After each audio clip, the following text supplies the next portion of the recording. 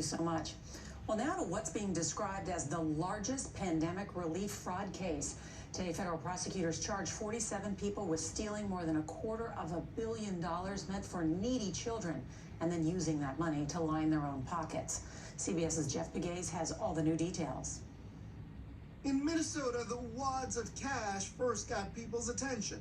Then the pricey real estate, cars, and jewelry.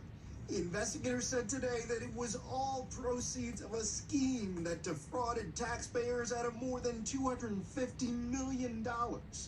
Their goal was to make as much money for themselves as they could while falsely claiming to feed children during the pandemic. The scheme began in early 2020 with a food program known as Feeding Our Future. It allegedly funneled tens of millions in federal dollars to people running fraudulent food sites or nutrition programs. So far, 47 people have been indicted, including Feeding Our Future Executive Director Amy Bach. The children who they said they were feeding didn't exist.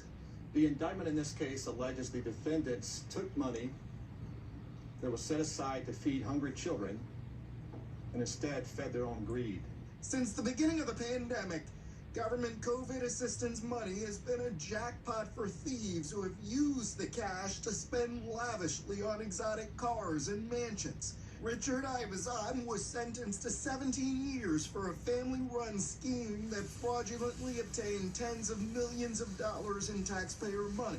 Rapper Fontrell Antonio Baines, a.k.a. Nuke Bizzle, even bragged about his COVID unemployment fraud ring in a song before pleading guilty to federal fraud charges.